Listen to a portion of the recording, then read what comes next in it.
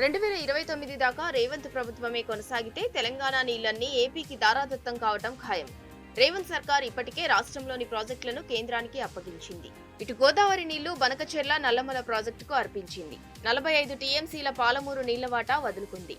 ఇవి చాలవన్నట్టు ఇప్పుడు పాలమూరుకు జూరాలే కరెక్ట్ అంటూ కొత్త రాగం అందుకున్నది. సీఎం సొంత జిల్లా పాలమూరులో కాంగ్రెస్ కు భారీ షాక్ తగిలింది. జడ్చర్ల నీళ్లు వెల్లువెత్తాయి. వెంకటేశ్వర తండాకు చెందిన కాంగ్రెస్ క్యాడర్ వందలాదిగా ఎర్రవెల్లిలోని కేసీఆర్ నివాసానికి తరలివచ్చారు. కేటీఆర్ సమక్షంలో గులాబీ కండువా కప్పుకున్నారు. ఈ సందర్భంగా జై కేసీఆర్, జై హో బీఆర్ఎస్ నినాదాలతో ఎర్రవెల్లి హోరెత్తింది. సిద్దిపేట జిల్లా చిన్నకోడూరు శివార్లో నిర్మించే రైల్వే స్టేషన్ స్థలాన్ని రైల్వే అధికారులతో కలిసి హరీష్ రావు, దేశపతి శ్రీనివాస్ పరిశీలించారు. అలాగే చంద్లాపూర్, గంగాపూర్ నీటి కాలువ నిర్మాణ పనులను పర్యవేక్షించారు.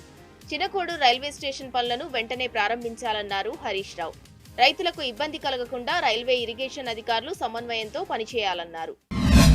హైదరాబాద్ లో రియల్ ఎస్టేట్ రంగం కలతప్పుతోంది. ముఖ్యంగా ఇళ్ల అమ్మకాలు పడిపోయాయి.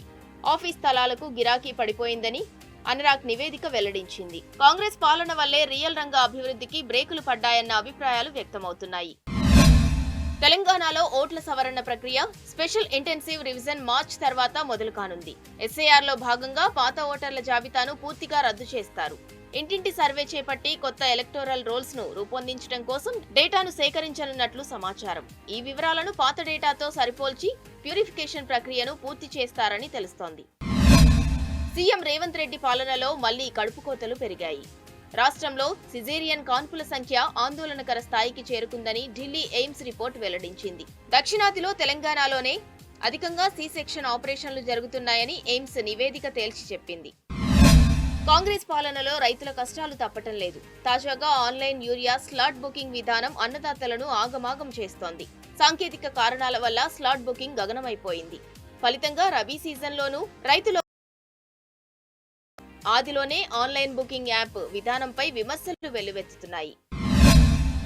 కాంగ్రెస్ పాలనలో వ్యవసాయ రంగం రోజురోజుకు కుదేలవుతోంది. పంట సాగు మొదలు నుంచి విక్రయించే వరకు రైతుల కష్టాలు అంతా ఇంతా కాదు. కరెంటు కష్టాలు ఒకవైపు, విత్తనాల కొరత మరోవైపు, ఇంకా అనేక సమస్యలతో సతమతమవుతున్నారు రైతన్నలు.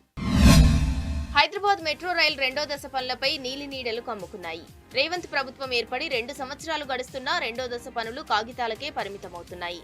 ఢిల్లీ పర్యటనలు చేయటం తప్ప రాష్ట్రానికి మెట్రో రైలు అనుమతులు, నిధులు తేవటంలో రేవంత్ రెడ్డి ప్రభుత్వం పూర్తిగా వైఫల్యం చెందింది. సిద్దిపేట జిల్లా తొగుట అటవీ ప్రాంతంలో పెద్దపులి సంచారం కలకలం రేపుతోంది. గత 4-5 రోజులుగా తొగుట మండలం గోవర్ధనగిరి, కొండాపూర్, గుడికందుల ప్రాంతాల్లో పులి అడుగుల ఆనవాళ్లు కనిపించాయి. కామారెడ్డి జిల్లా ఇందల్వాయి అటవీ ప్రాంతం నుంచి సిద్దిపేట జిల్లాలోకి పెద్దపులి ప్రవేశించినట్లు సమాచారం. అటవీ ప్రాంత శివారు గ్రామాల ప్రజలు అప్రమత్తంగా ఉండాలని సూచించారు.